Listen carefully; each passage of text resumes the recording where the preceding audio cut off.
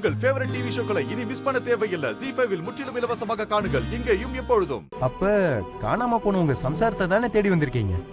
ஆமாங்க. தெரியாம தான் கேக்குறேன். ஆக்சிடென்ட் நடந்தது வந்தவாசியில. அங்க இருந்து அவங்க எப்படி இங்க வந்திருப்பாங்க? அவங்க நம்பர் இந்த ஏரியால தான் இருக்கிறதா தகவல் கிடைச்சது.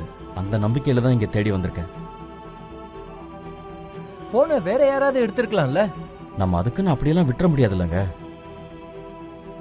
ஏதோ ஒரு சின்ன நம்பிக்கை, அதான் கிளம்பி வந்துட்டேன். நீங்க தயவு செஞ்சு கவலைப்படாதீங்க, கண்டிப்பா கிடைச்சிருவாங்க. ரொம்ப நன்றிங்க, உங்க வார்த்தை எனக்கு ரொம்ப ஆறுதலா இருக்கு. நன்றி. சரிம்மா, ரொம்ப நன்றிம்மா. சரிங்க. நான் கிளம்புறேன், போயிட்டு வரேங்க. போயிட்டு வாங்க, தைரியமா இருங்க. உங்க சம்சாரத்தோட பேர் என்ன தம்பி? துளசிம்மா. எல்லாமே நல்லபடியா நடக்கும் தம்பி. சரிம்மா, நான் வரேன். வாங்க. எல்லாருக்கும் வாங்க, பாய், சந்திப்போம். போயிட்டு அனுப்பிட்டு வா.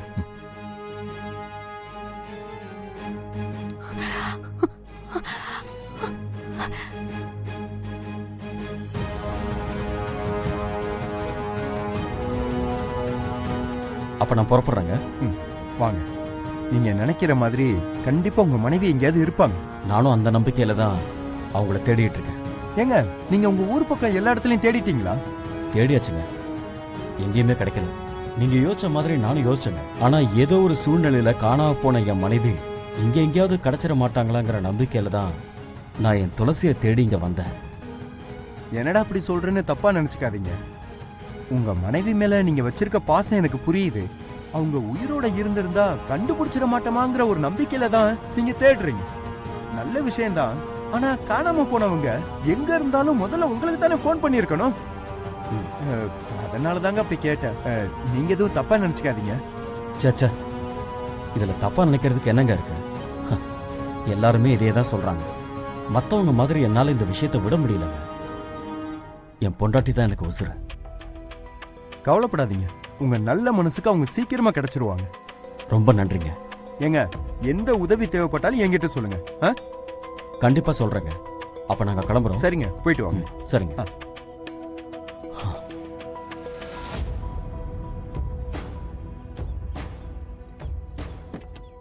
ஏங்க, ஒரு நிமிஷங்க.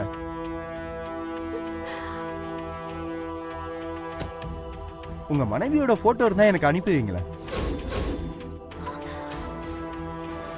நான் உள்ளூர்ல அவங்கள பத்தி தகவல் கிடைச்சாலோ இல்ல நான் உங்களை எங்கேயாவது பார்த்தாலோ உங்களுக்கு தகவல் சொல்றதுக்கு தான். எப்படியோ தப்பிச்சிட்டேன்னு நினைச்சா மறுபடியும் மாட்டிப்பான் போல இருக்கு. இப்ப என்ன பண்றது? சேது போட்டோ அனுப்பிட்டானா அவ்வளவுதான். ஐயோ கடவுளே, நீதான் என்ன காப்பாத்தணும். ஆட, நான் கூட இதை யோசிக்காம போயிட்டேன் பாருங்களேன்.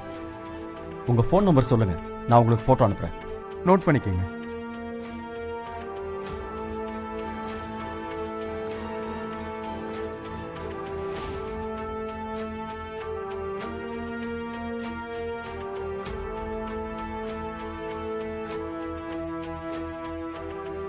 எங்க போன்ல சுத்தமா டவர் இல்ல. ஆமாங்க, அது என்னன்னு தெரியலங்க. கொஞ்ச நாளாவே இந்த பிரச்சனை இருக்கு. நீங்க சிக்னல் வந்தோடனே எனக்கு அனுப்பிச்சு விடுங்க. சரிங்க, ரொம்ப நன்றிங்க. நான் கிளம்புறேன். சரிங்க, வாடா வரேங்க.